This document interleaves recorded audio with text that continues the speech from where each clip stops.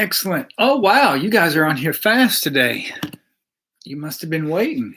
Wow. Excellent. So I'm just going to give everybody a couple of minutes to get here before we get started.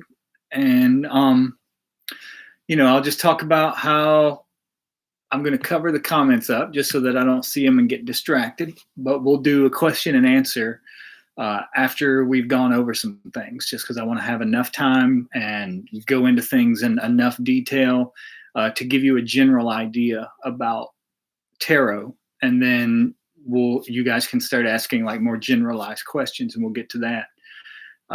While we're waiting for giving everybody time to get here, just wanted to tell you guys something that I was thinking about today. And this is something I've noticed a lot whenever you do magic for things, whenever you're trying to manifest things.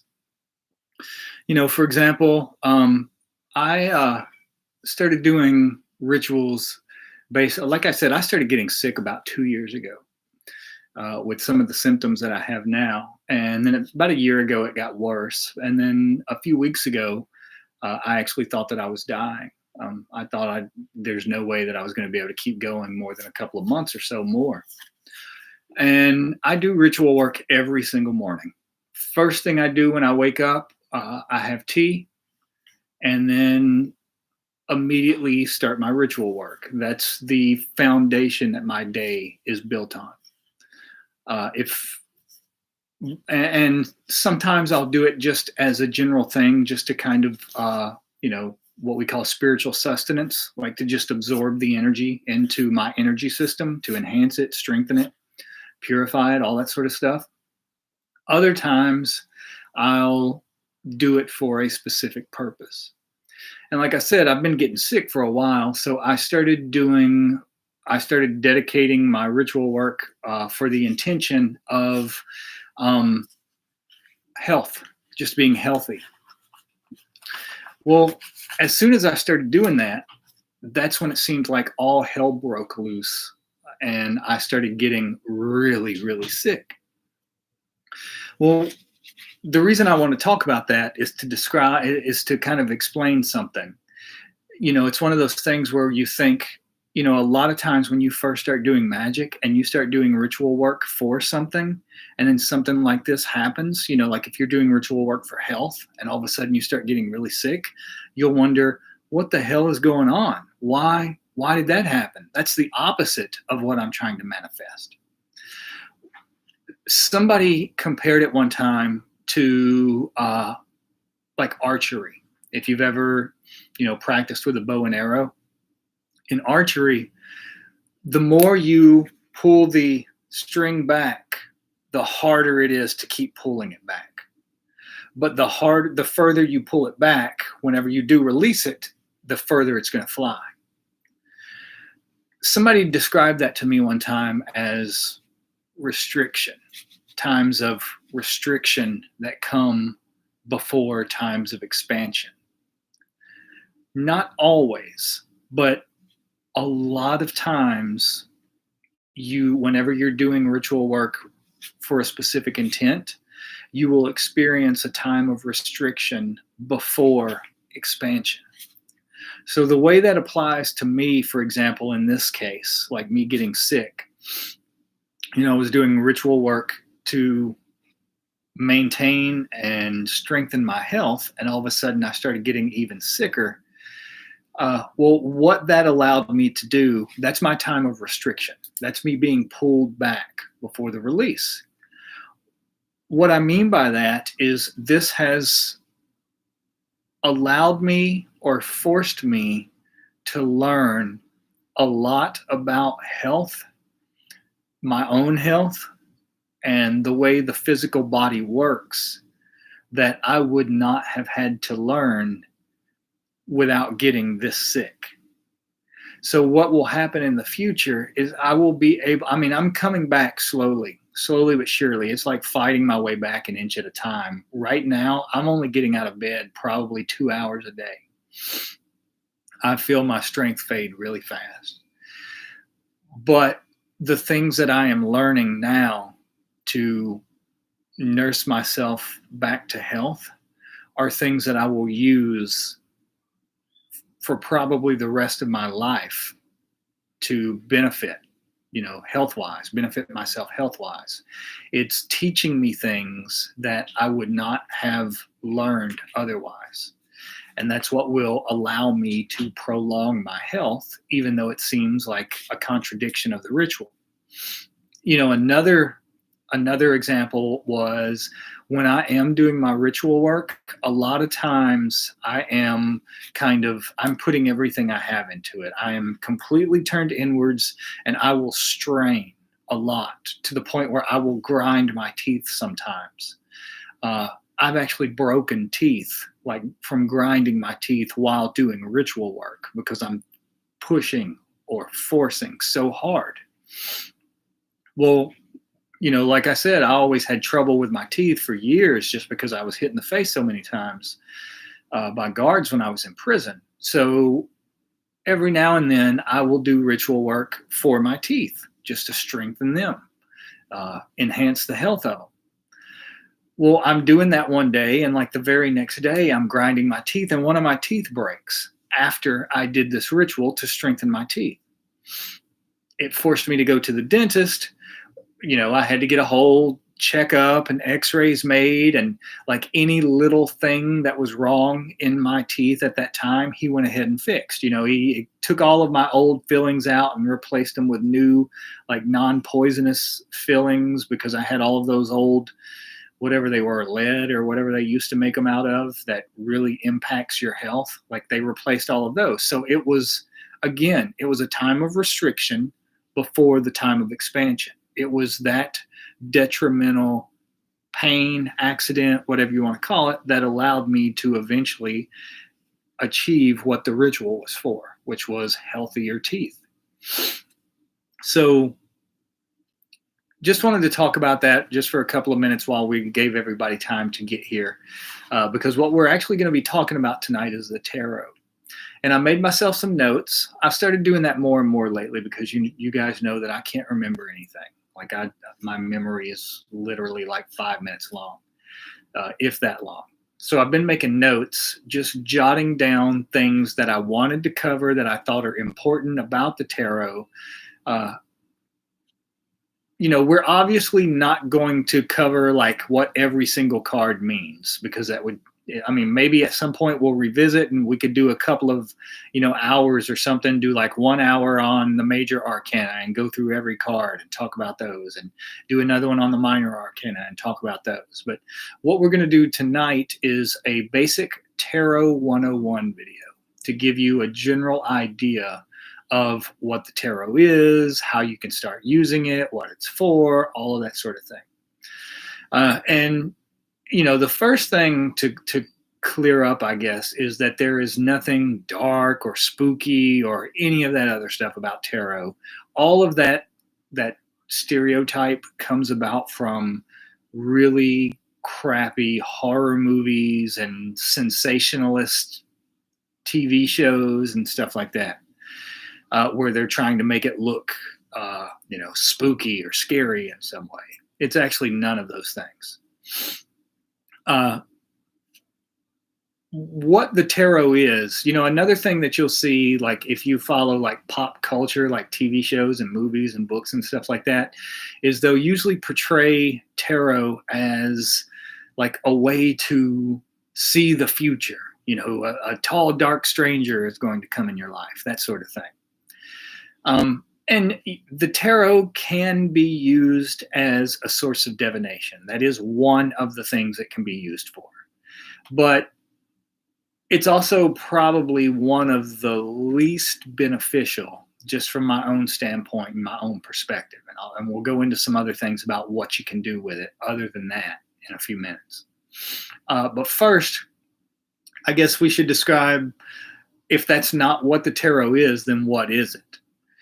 And the way I always describe it, whenever I've done a few classes on tarot before, like in-person classes back before COVID, when things were opened up and people could actually come in and join you. I've actually done readings before. I did them here in New York for a while at a tattoo shop. And the thing about the tarot is, no one who gets very far along the path of magic really needs the cards anymore.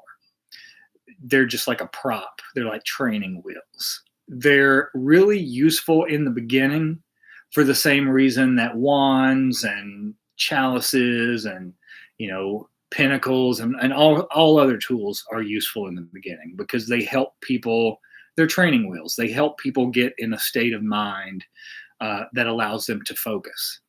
But what happens, how I always say that what you're wanting to do with magic, you want to get to the point where you can use what they call the empty hand technique, or what my teacher called the empty hand technique, where you could be dropped off butt naked in the middle of the jungle somewhere and immediately start doing magic.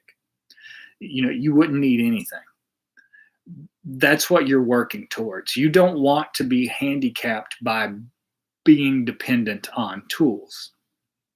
Well, kind of the same thing happens with tarot as you go along the path of magic. And the way it happens, and what I mean by that happening, is eventually you internalize the cards. You integrate the cards.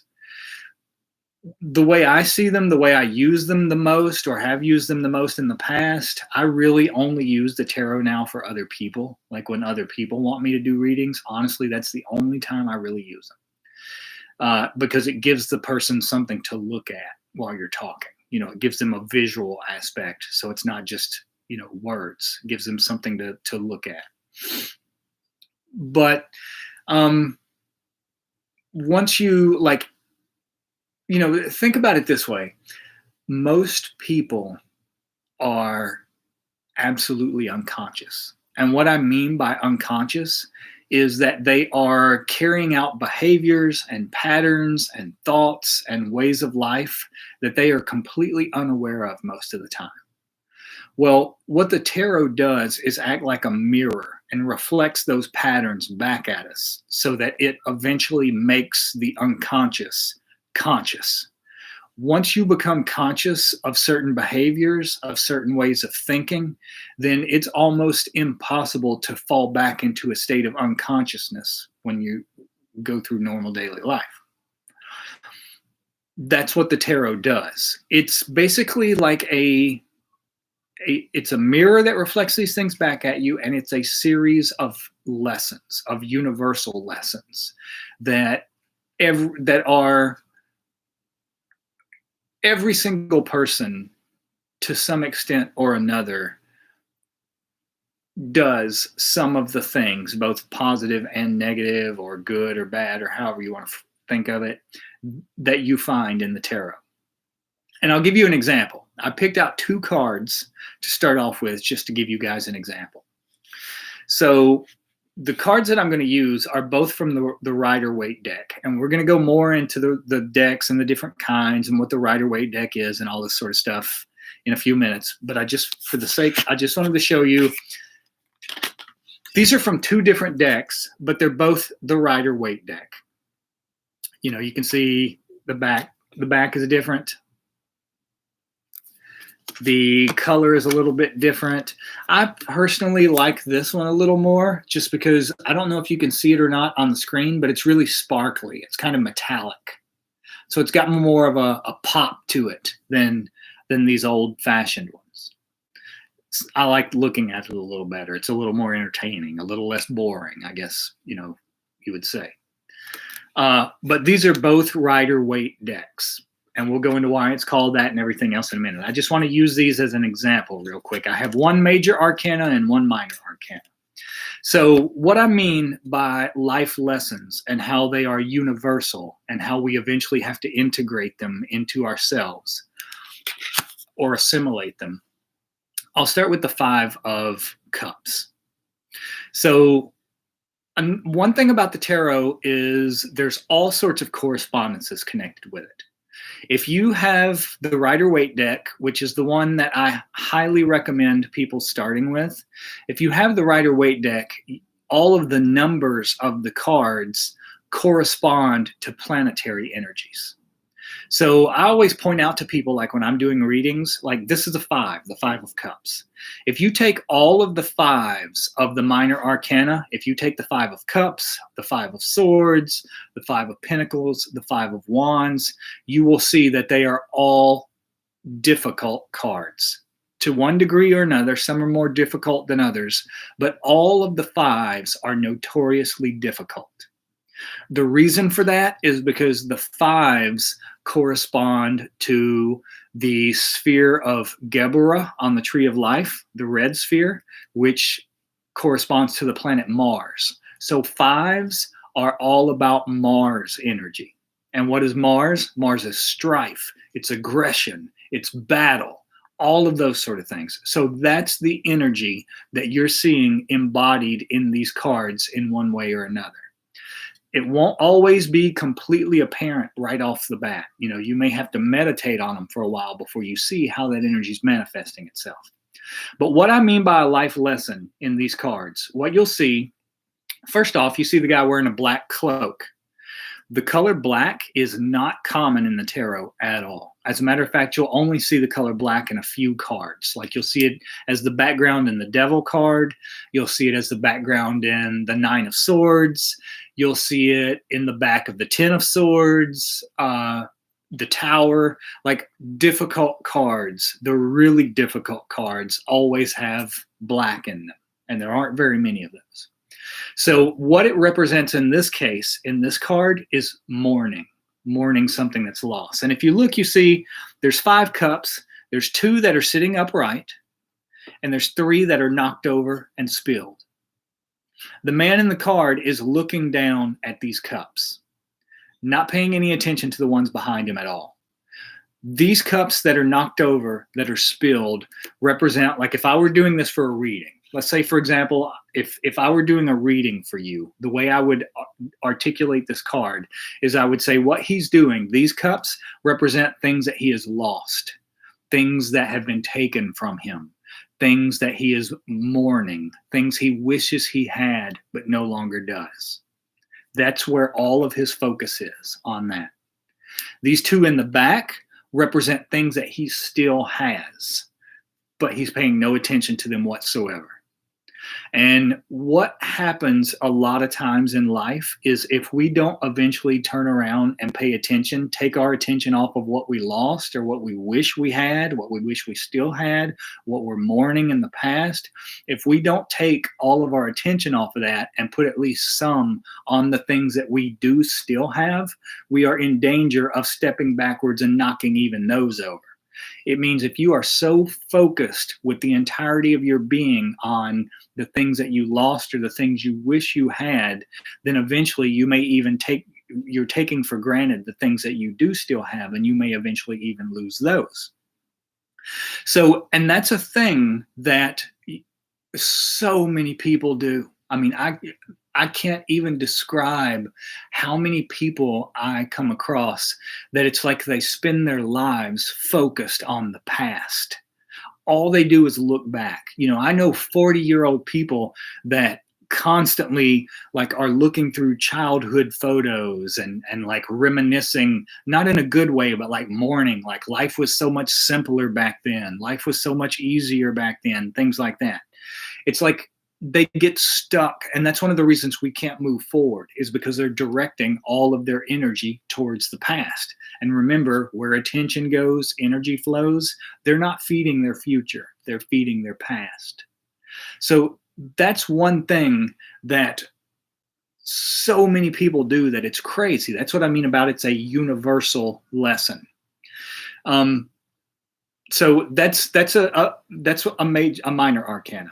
I'll stop for now, just to give you a vague general idea of that, and I'll go to a major arcana, the Fool. And I just chose 2 from 2 different decks just so that you get an idea of how even Rider-Waite decks can vary. But in this card, for example, one of the things about it, this is one of my favorite cards in the deck, actually. You see how the Fool is not looking down at all. He's about to step right over the edge of a cliff. He's looking up. Not focused on anything in this world, not paying attention. He's going to step right off of that cliff. The reason he's doing that and what that represents is how he has complete and absolute faith that when he may not be able to see the end of this path, he can't see how it's going to end up. He can't see the next step beyond what's about to happen as he steps off of this cliff. But he's not worried about it. He's not looking down. He's not paying it any attention because he has complete and absolute faith that whenever he does step off of that edge, divinity is going to be there to catch him. It's going to be, whatever happens is going to be in his best interest. You see the little dog, how it's standing up, barking at him, nipping at his heels? That represents that little voice inside us that always says, the voice of fear, basically, saying, look out, don't do that. You're not smart enough to accomplish this. You're not fast enough. You're not young enough. You're not good enough. 1,000,000 people are better at this than you are. You're not special. That's that little voice. That's what the dog represents. And again, he's paying it no attention whatsoever. I had a point to that, but my mind just went blank. This is why I made notes, because I always forget things. But that is also a universal life lesson. It's about how you will not always be able to see the whole path before you. If you wait to take a step in your life until you can see the whole path in front of you, then you will never take a step. Almost every single thing that we do in life, we have to have enough faith to take one step forward. And if you take that one step forward, then you'll be able to see one more step ahead. And then if you take another one, you'll be able to see one more step ahead. So these are two things. What I mean about assimilate or integrate those things into you. For me, for example, the more I focused on magic, the more I focused on the completion of the great work, the more I got excited and enthusiastic and just swept up into the adventure and the journey of this practice, which is what it is. I mean, the practice of magic is the quest for the Holy Grail. No other journey, no other adventure, nothing you will ever encounter in this world is capable of giving even 1/10 of the amount of excitement and knowledge and wisdom and everything else that comes from this path. The more you get swept up in the excitement of that and the pursuit of that, the less you're going to look back at the past. So it gets to the point where you kind of really don't even need the cards anymore. So let me look at my notes for a second. One thing I wanted to talk about, if you're completely new to tarot, the difference between a tarot deck and an oracle deck. Tarot decks always have 78 cards. Always. That's a tarot deck. Oracle decks, on the other hand, you may find 1,000,000 different decks out there, that all different kinds, all different things, all different themes, all different traditions. But if they don't have 78 cards, they are what are called oracle decks. They are not tarot decks. An oracle deck, like tarot decks, are going to be pretty standardized in their meanings. Oracle decks, on the other hand, are going to be more aligned with the specific intentions and the meanings of the person who designed them. They can have any number of cards. They could have 5 cards. They could have 100 cards. They could have 20 cards. There's no rules to an oracle deck. Personally, I've never really gotten anything very much out of oracle decks. They're just not for me. But if it's your thing, it's your thing. Collect them by all means. But it's important to know the difference between tarot decks and oracle decks, first off. Let me see. History. We should probably talk a little bit about the history of tarot. There's always been this big debate, especially, tarot is kind of one of those things that, to be honest, one of the reasons I eventually just kind of didn't have as much interest in it anymore is because it really, like the literature and stuff being put out on it, the books that are put out on it, the conversations people have about it, to be honest, they really haven't changed very much since the 1980s. I mean, it's like if you look at tarot things on the internet or whatever, for the most part, I mean, every now and then you'll have a spark of something, but for the most part, it's like the same information and the same everything just regurgitated over and over and over since the 80s. And one of those things that falls into that category is like the history of tarot. Like, and it maybe even goes back before the 80s, but for me, I don't, I was born in the 70s. So, for me, like when I really came of age and started noticing things in the world, it was the 80s. So it may go back even before that. That's just my memory of it. So it's like the knowledge around it and the body of information around it honestly feels pretty stagnant. I'll give you a couple of resources before we shut down of things that you can look into that aren't stagnant, that are really good. But people used to argue about the history of tarot all the time, and you'll find basically two lines of thought. One is that the tarot originated in Europe, in Italy. Like the oldest tarot deck that we have that is still in museums today that we know of for a fact comes from the 15th century. And every single card was hand painted for Italian royalty in Milan. I think it was for like a birthday present or a wedding gift or something like that, but each card is individually hand painted. This is from a time before this stuff was mass produced and anybody could get their hands on it. Like if you had a tarot deck, you were going to be decently wealthy. You were going to be pretty well off. You weren't going to be just the average person for the most part. So one line of thought is that tarot began as a card game in Europe called tarocchi. And yes, people did use it for that. But it was also, even at that point, more than just a card game. It was a deeply, deeply ingrained, enmeshed part of European life, but especially Italian life. What I mean by it wasn't just a card game, is they used to have massive parades about the tarot. Think of Mardi Gras on steroids, where they would have all of these floats in the parade that were designed based on the major arcana cards. We know about a lot of them because Leonardo da Vinci actually wrote about them in his notebooks, because he designed some of the parades, some of the floats in these parades. And we don't have any images or anything left of them now. All we have are his descriptions, but he helped design ones that had like big moving parts and they were really fantastical and all of this sort of stuff. Well, as the parade would go by, each float in the parade was meant to trump the last one. Just like when you're playing the card game, each of the major arcana cards, you could trump the other person's cards with that. Like it was a one-upmanship. So that's why even to this day, the major arcana are still called the trump cards.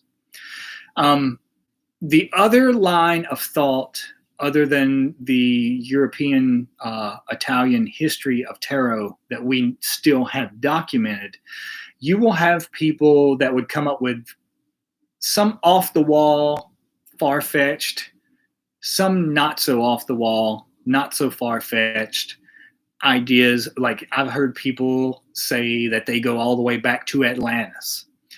How these people would know that, God alone knows. Other people will say that they go all the way back to ancient Egypt. Now, here's the thing. The cards themselves do not, by any stretch of the imagination, go back to ancient Egypt. Like in the days of ancient Egypt, to produce, paper like this, cards like this on a massive scale to make it available to everyone, that was not a thing they were doing. However, there is a degree of validity to a little bit to that statement. And what I mean by that is in the Temple of Dahat, and that's the same deck. Crowley also designed a deck. The Rider-Waite, we'll get to the people who designed it, all of that sort of stuff in a couple of minutes. But Crowley also designed a deck. And his deck is called the Dahat deck. You'll hear people mispronounce it all the time. They usually call it the Thoth deck. It's spelled Thoth, but in Egyptian that is pronounced Dahat, like Dahot. Well, in the Temple of Dahat, there was an oracle system where you would go in and there would be scenes painted on the temple walls, and people would take reeds, like papyrus reeds, into the temple and throw them on the floor, and they would do divination based on which paintings on the walls the reeds were pointing at. That's how you got your divination reading. So, I mean, you could technically say that that is kind of the beginning of the tarot system. But once again, it's not actually tarot. It's something a little bit different. Where they actually originate from, nobody knows with 100% certainty. Pretty much all of it is speculation at this point. Like I said, we do know that cards still exist that date back to 15th century Italy. There were more before that. I'm sure the deck that is still in museums to this day was certainly not the first deck, but we don't know how far back they go before that, because that's the oldest preserved deck that we still have on record. Let me see what else I made notes about. Oh, okay, so the Rider-Waite deck. Now, this is the deck that I always highly recommend that people start with, the Rider-Waite deck.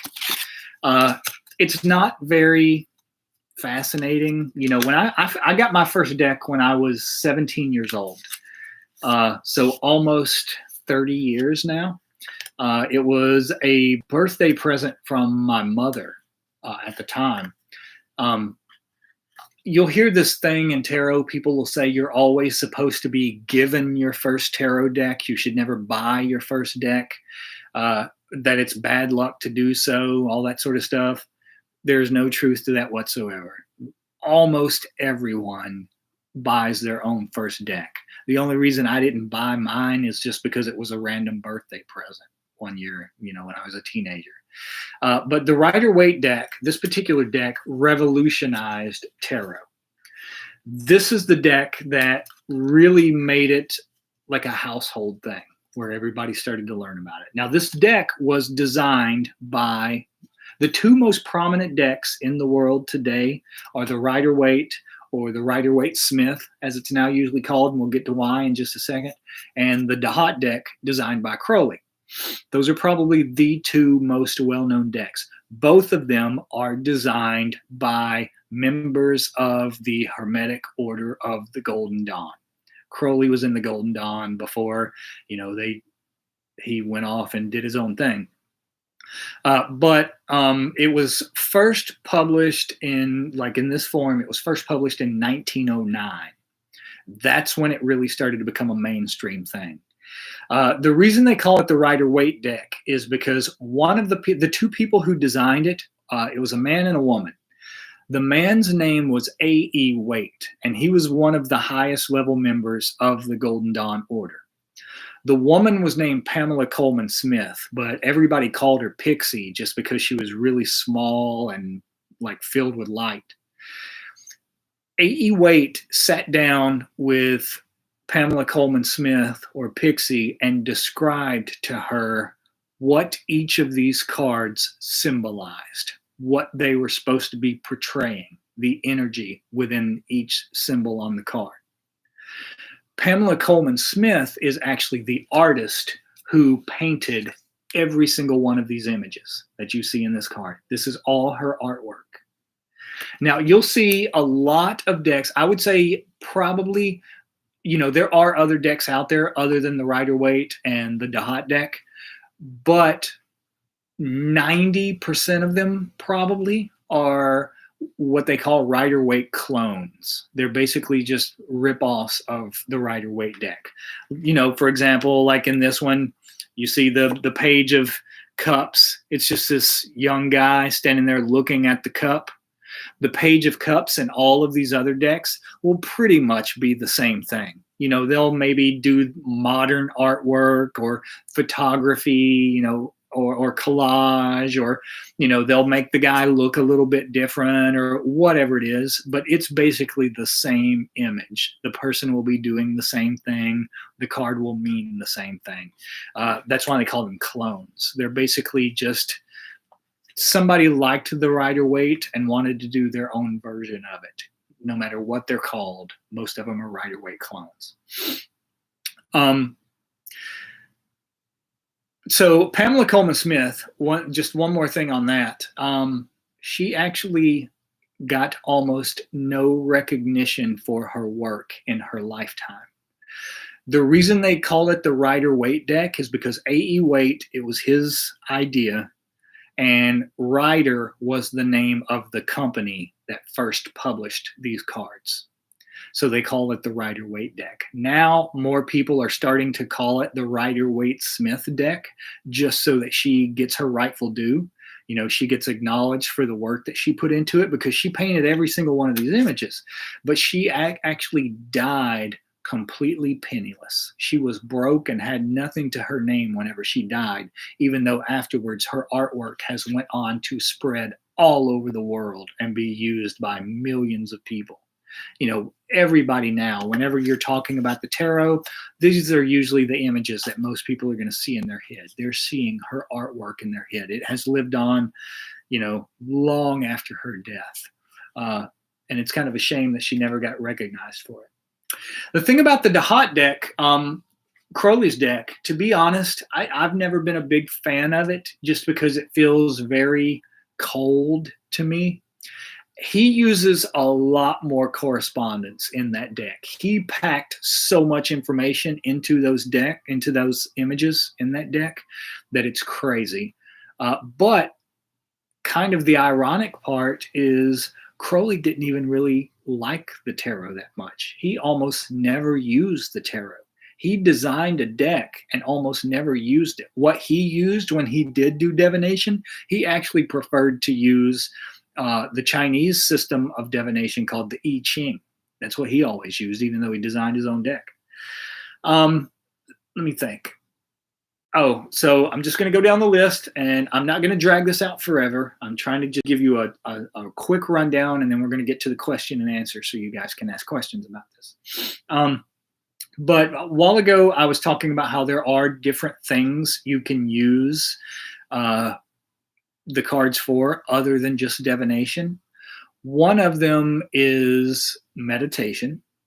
The other is magic. Like, this can actually be a tool, a ritual tool for doing magic with.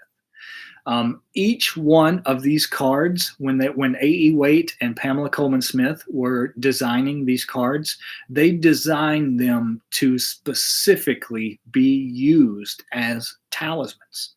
Every single card has, energetic correspondences. It has angels that are assigned to every single card. So these were meant to be used as a tool to do magic with, not just as a divination technique. And we'll get to that in just a second also. I'll tell you another deck that I think, one thing right off the top of my head, I would say if you're going to use them for magic, I would say get two decks. Get one that you use for readings and one that you only use for magic. That way you're keeping the energy pure. Your other people aren't handling it. It doesn't get a lot of, outside energy attached to it, any of that sort of stuff. So for meditation, everybody's familiar with divination, so I'm not going to talk too much about that use right now.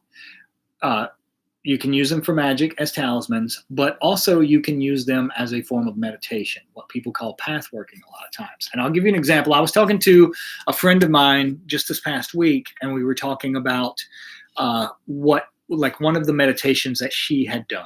And she was talking about how and I'm going to get the card that she was talking about in particular. She was talking about the Ten of Swords. And this is one, you see there's a black background. This is one of the few that have black in it. And it's because it is a difficult card. You see a man lying on the ground with 10 swords literally jammed into his body. He's dead. So it's a difficult card.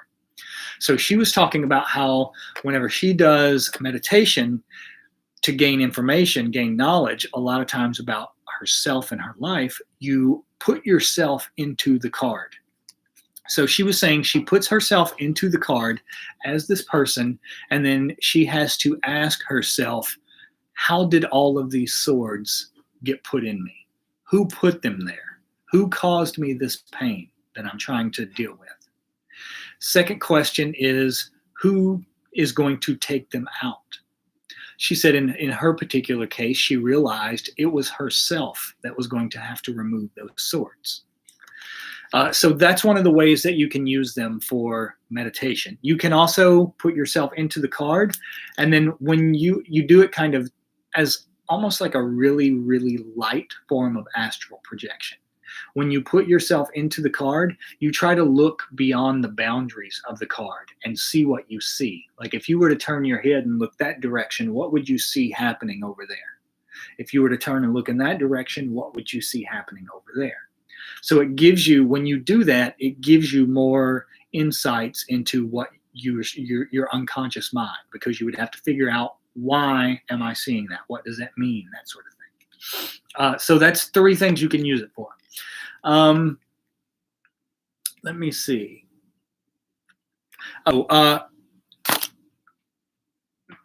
going to tell you now just a couple of more things about the deck. There's basically 2 kinds of cards in the tarot deck: major arcana cards and minor arcana cards. Now, the word arcana is just an old Latin word that means secret or secrets.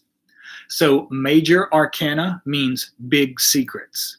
Minor arcana means little secrets. So the deck is made up of big secrets and little secrets in the tarot. The minor arcana, they are split into 4 suits: cups, wands, pentacles, and swords. What the minor arcana are usually about when you see those in readings, they're more about day-to-day life, day-to-day activities, the way you deal with your relationships with other people, your job, all of that sort of thing. And each of those suits represents a different aspect of our life. For example, swords always represent our intellect. They are our thoughts, our ability to use logic, reason, all of that. Cups are all about the internal emotional life. Our emotions, our unconscious mind, our subconscious mind, all of that sort of stuff falls into the realm of cups. Pentacles represents the hardcore physical aspect of reality. Our bodies, so a lot of times it can be about health.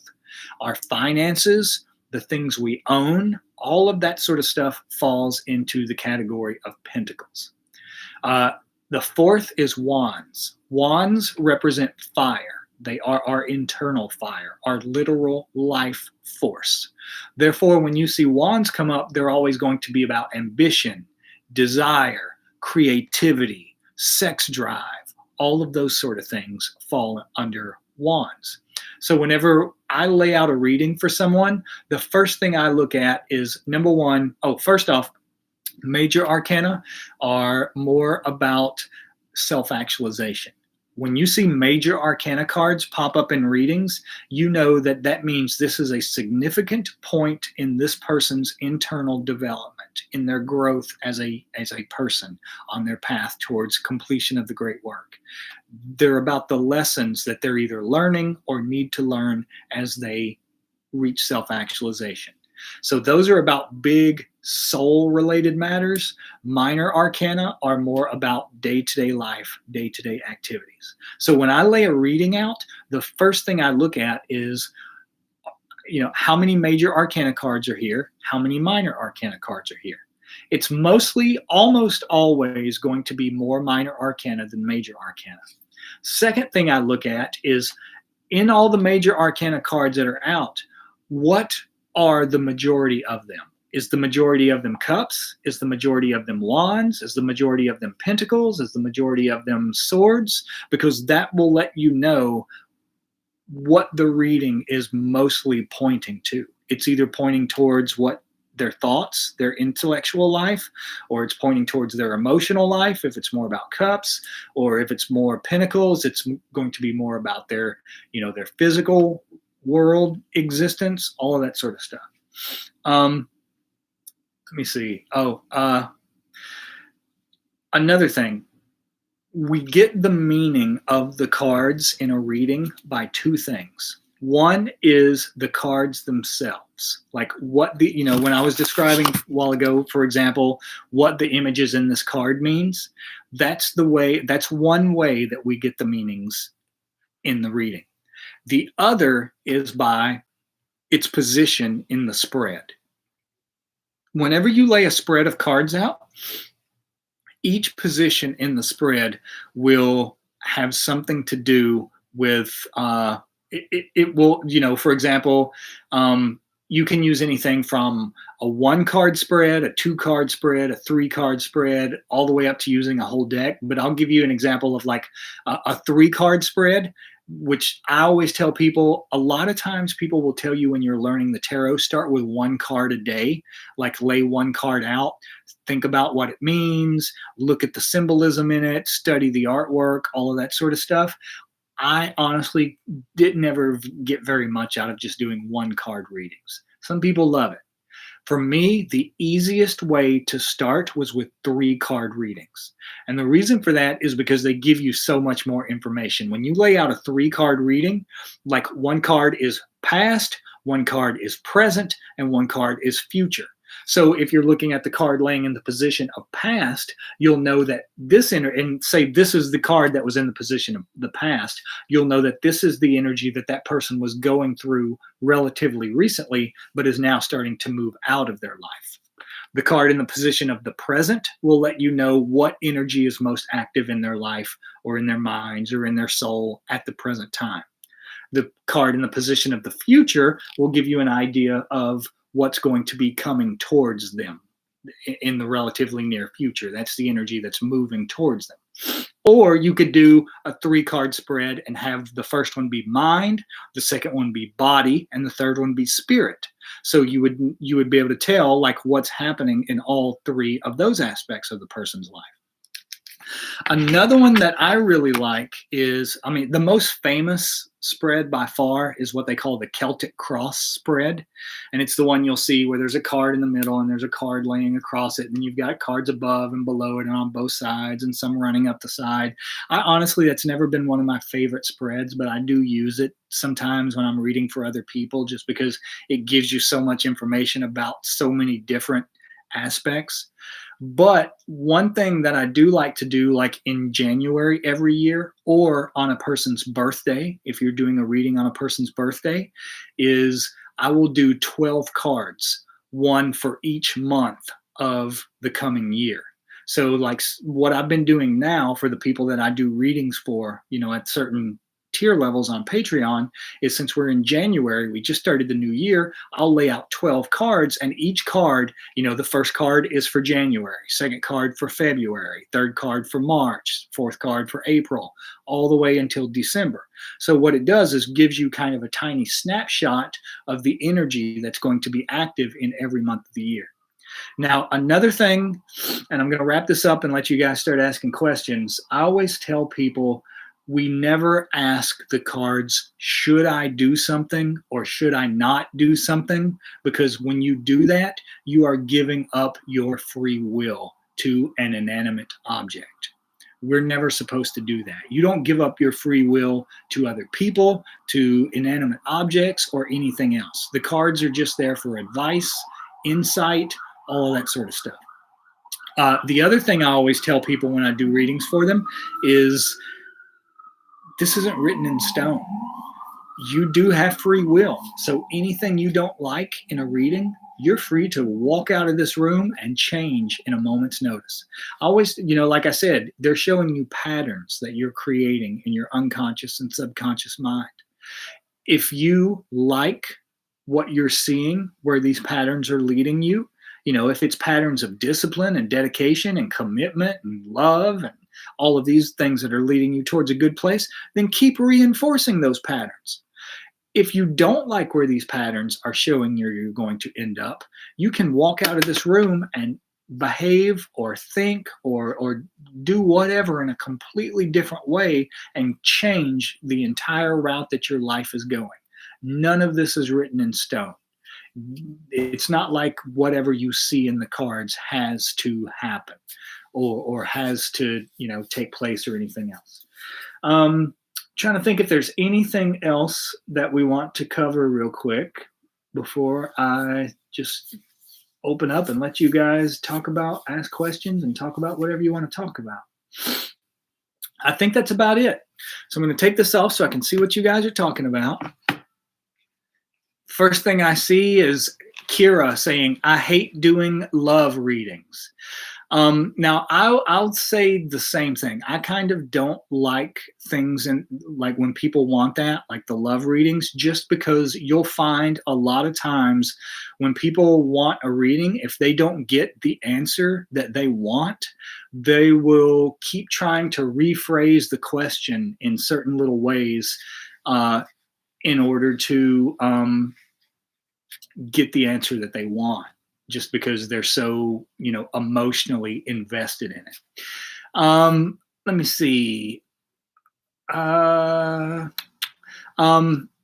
Martine says, what do you think about the Fool as a significator? Honestly, I really don't use significators. What a significator is a lot of times people will draw a card out of the deck to represent either themselves if they're doing a reading for themselves or for the person that they're doing a reading for. And it'll usually be a court card. Not always. Some people pick other ones, like you can pick the Fool. But really, it's entirely about preference.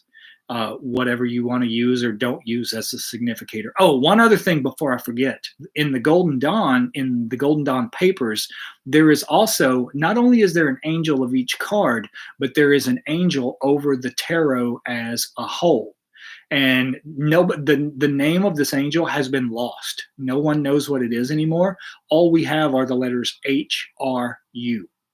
So this is an angel that would be invoked when people were getting ready to do a reading, and you can still do it.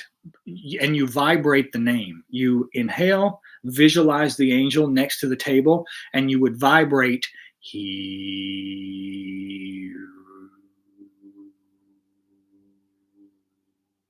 And it still works just as well, even though we don't know the whole name anymore. All we have is HRU. And whenever you invoke him, you would ask him, lay your hand on this deck so that I may see things both true and unknown and be able to convey this information in a way that's going to be a benefit to this person, blah, blah, blah. Exactly. So Blue Dreamer 19 says, why Juan's fire and Michael holds a sword and Raphael intellect with a caduceus? That's just the what's the word, correspondences that were attributed to them. That's I don't know. That's just what was traditionally attributed to them. You'll find some people try to switch it around. They'll try to say that, Michael is swords since he's holding a sword, or since we usually picture Michael with a sword. But when you start doing that, you break down the integrity of the entire system. The system is only a cohesive whole if you keep them the way the Golden Dawn traditionally meant for them to be used. Let me see.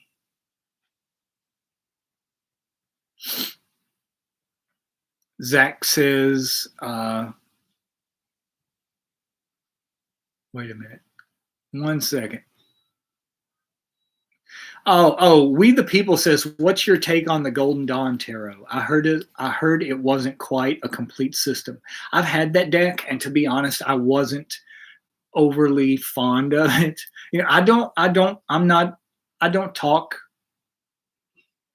bad about other people's work a lot. I think it's a sign of bad character, when you badmouth other people's work. But, honestly, the artwork in it left a lot to be desired. I can remember one time showing it to someone and them saying, this this looks like it was designed by a toddler, and not even a particularly artistic toddler at that.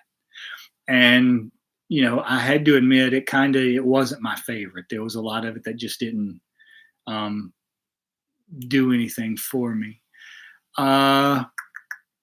Oh, that's a good question, Mike. Mike says, do you read reversals? I forgot to bring that up. Reversals, yes.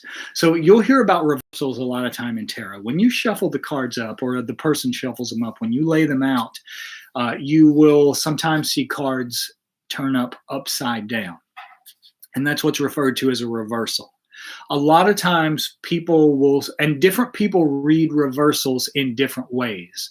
For example, some people will say when they see a reversal that it means the opposite of what the card means when it's upright. I have never subscribed to that, just because there are enough cards in the deck that if it wanted to give you the opposite meaning card, it could give you a card that meant the opposite. The way I usually read reversals is it means there is some kind of blockage that is preventing that energy from manifesting in a complete, helpful, and good way. It may be a minor little block, or it may be a relatively significant block. But usually the way I read reversals is that there's some sort of blockage in the energy. Oh, and also before I forget, I wanted to give you guys a couple of things to follow up on if you want to go even deeper into the tarot resources. One is a school of magic in LA called 22 Teachings. And the reason it's called 22 Teachings is because there are 22 cards in the major arcana. And it is run by a woman named Naha Armadi, and this is like her specialty. Like, tarot is the thing that she uses to teach people the most. And she goes into all sorts of correspondences and everything else with it. She does courses on it, classes on it. You can do them online, you can do them in person. So 22 Teachings, that I would highly recommend them. Also, the book. This book is the Bible of tarot, 78 Degrees of Wisdom by Rachel Pollack. This book is, honestly, there is no other book anywhere near, on the market for tarot. This one blows everything out there out of the water. Nothing else comes close to this book. She goes into things like not only spreads and not only the meanings of the cards, but she goes into all of this really not well known by the mainstream history of the cards. Like, for example, when you're talking about the High Priestess card, the High Priestess, she goes into these stories about how it correlates and corresponds to, at one time, there is a rumor that there was a female pope in the Catholic Church. Nobody knew that it was a woman, that she lived her life disguised as a man, and they called her Pope Joan in hindsight. Pope Joan is symbolized by the figure in the High Priestess card. That's Pope Joan. So she goes into all sorts of really amazing trivia and things that aren't well known in here, as well as, it covers everything. Like I said, this is the Bible of tarot. Another thing I wanted to tell you, now this deck was actually given to me very recently, just a couple of days ago, by Hillary Hack, one of our patrons here. She gave me this, and I have to say, it's called the Angel Tarot, and it's by a guy named Travis McHenry, if you can see that. Now, I have always wanted a Angel Tarot that was decent, to be honest. There are a few out there, and they were all really bad. Either the artwork was really, really bad, or they were more like oracle cards than tarot cards, or the images in them didn't really mean anything. It was just a vague, photoshopped picture of a person with wings on their back or something like that. This is an amazing deck. I highly recommend, if you are going to get a deck to use for magic, this is the one to get. It comes with the book, the little book, and it goes into the meanings and stuff like that. But the reason this deck is so good is because it basically has all of the it has 78 cards in it. 72 of them are the angels of the Shem operation. And he accurately portrayed what each one is invoked for. So if you can see these up close, you have you'll have the tarot card that it corresponds to above the angel's name. Like, for example, this one is the Five of Swords. And you'll have what the angel's name means up under it. So, for example, this one is God, the highest being, is literally the name of, or literally the meaning of the angel's name.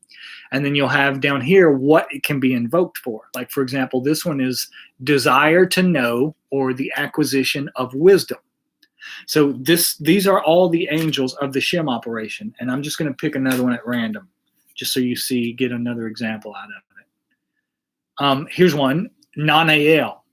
God humiliating the proud is what Nanael means. This is the picture on it.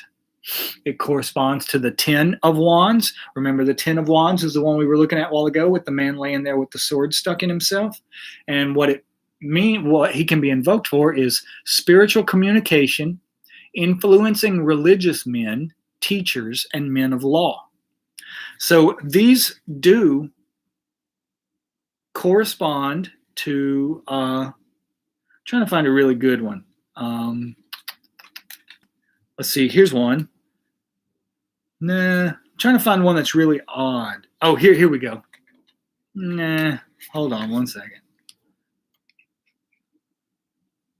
Oh, here's one. This one is Imamia, and it's God hidden in darkness is the meaning of the angel's name. And the thing that he is invoked for is atonement of errors, and destroys the power of enemies and humiliates them. So there are also a lot of cards in here. You see it's got a nice gold side on it. I mean, they are beautiful cards. The artwork is great. This is what the back looks like. So if you're going to get a deck for Magic, what I would say, and we could even do this on here if you guys want to do this, you can consecrate every single card in this deck, like invoke the power of the angel associated with every single card, and go through and consecrate every single card so that you can use it as a talisman. If you want to use the card as a talisman to invoke this angel, you would basically just put the one card on your altar and put 4 candles around it, and then do the invocation, bring the energy down on the card. And you can either leave it there on your altar, or you can carry the card with you throughout the course of your day. But thank you, Hillary, for these. These are amazing, and I will be using these for a very long time to come. And I would highly recommend, if you guys want to do Magic with a deck, this is the one you get. Let me see. We got time for a couple of more questions. Hold on.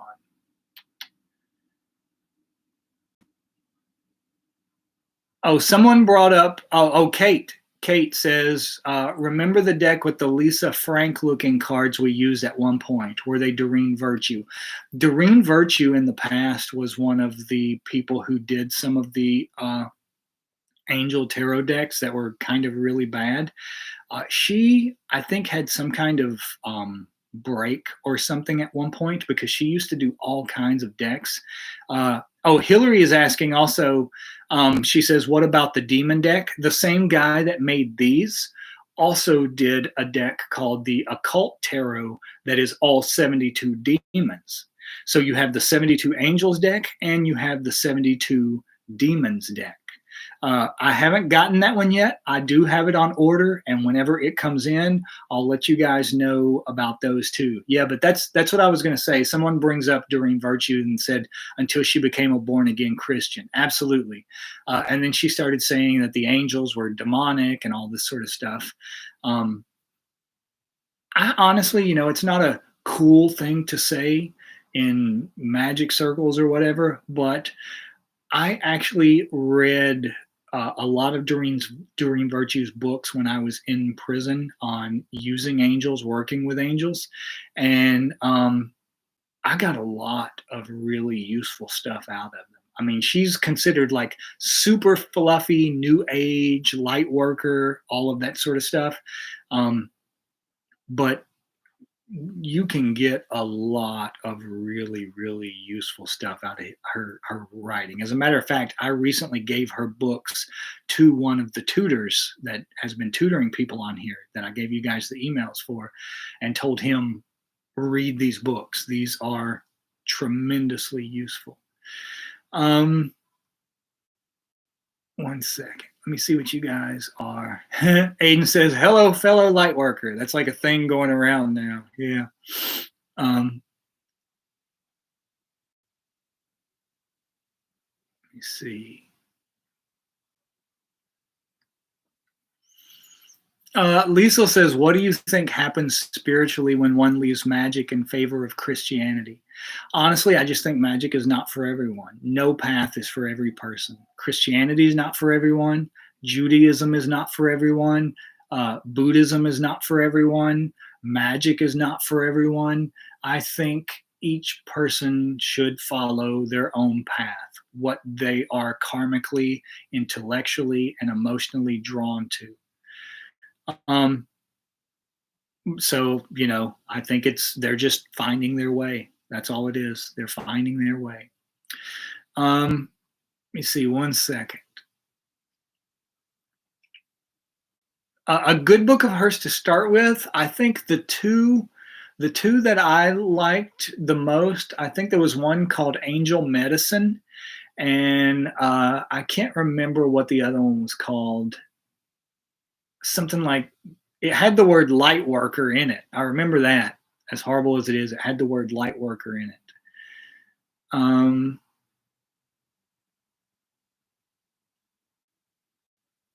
see. Oh, Tassia says, can you talk more about using tarot cards with magic? Can you give some examples?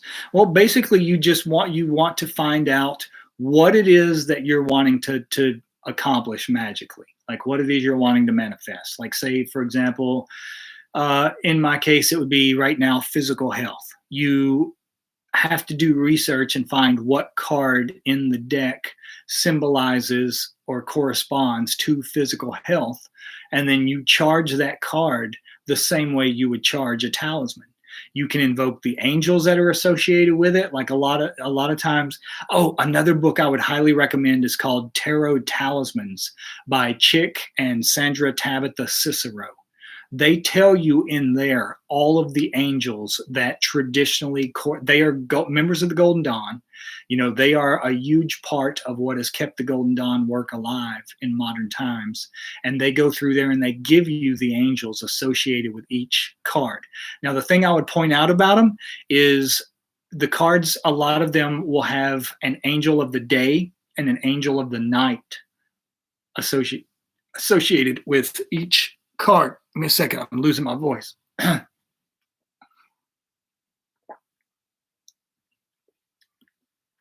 So an angel of the day and an angel of the night associated with each card. An angel of the day represents the solar angel. Solar, the sun, is masculine. Angel of the night represents the lunar angel. Lunar is feminine. So you've got a masculine angel and a feminine angel associated with each card. You can invoke both of those angels and ask that their power, their blessings, and their favor descend upon this card so that it be a talisman, so that I may blah, blah, blah. Phrase it the way it should be, unique and heartfelt to you, not something you just read out of a book. But Tarot Talismans is really good. Aiden says, how do you feel about reading bones? It's not anything that I know anything about whatsoever. I get asked all the time, Oh, that's right, Luke. Luke Munson. He reminded me. He says my book has good info on tarot. Thank you for that, Luke. I completely forgot. Yes, in my book, Angels and Archangels, uh, I would highly suggest picking that up because I did the same thing in there. Gave pictures of the cards, talked about the angels associated with them, all of that sort of stuff, so that you can charge them from that. So yes, absolutely, my book. I forgot that I even had that in there. Thank you, Luke. Let me see. Oh, that's a good question. Jenny Pendle says, is the Bible commonly used during ritual work? It depends on what tradition you work with. Like, and what did I do with the book that goes with these angel cards? One second. I'm going to wrap this up in a second. I don't want to keep you guys on here all night. And I really need to get back to bed. But I think in here, yes. So, for example, each of the 72 angels of the Shem operation that are all in these cards, each has a Bible verse associated with each card that you can read as part of an invocation. And I'll give you an example for one. Let's see. For the High card, which in this deck is Haziel, which means the merciful God, it's Psalm 25:6. Remember, O Lord, thy tender mercies and thy loving kindness, for they have been ever of old.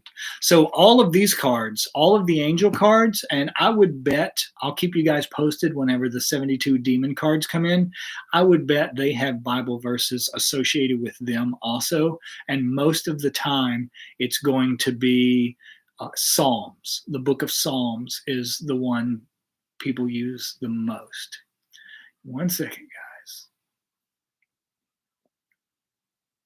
Oh, I want to say something else too, just because Vegas Vamp just said the Bible, including the Apocrypha, is a spell book for those who know how to read it. That's absolutely right. I mean, the Bible is the history of magic.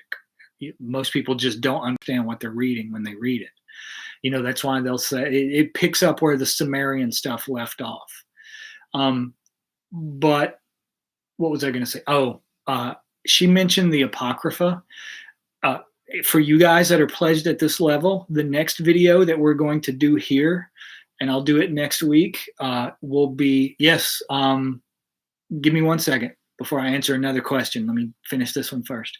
The next thing that we're going to talk about is the Nephilim, what they are not, because there's a lot of crap out there about the Nephilim due to like these ancient alien shows and people talking about, it's alien technology and all this kind of stuff. It doesn't have anything to do with that whatsoever. What the Bible describes the Nephilim as are the offspring of angels and humans. We're going to talk about what that actually means, and I'm going to show you a picture of a Nephilim on our next video that we do at this pledge level. The next video that we do, though, I'm going to go back to the lower pledge level for the people there, and we're going to pick up with practical magic, and the next thing that we do will be shielding. That's going to be the yes, someone asking about the name of this guy, Travis McHenry. And you can get these on Amazon. They cost between $20 and $25.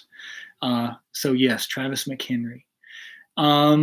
One thing, there was one other question. Oh, someone asked about Lori doing rituals. That's another thing I wanted to tell you guys about. And if you want to, we can do another tarot video in the future. Like I said, we can start going through some of the cards and describe. I'll tell you what the meanings of, if you want to do more of that at some point.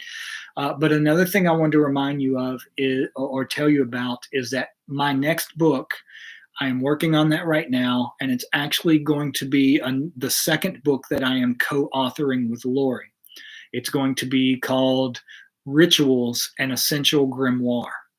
and it will be a book of practical magic, like ways to do rituals in your normal everyday life, sort of like what we're talking about in this series about like shielding and projecting energy and receiving energy and all that sort of stuff.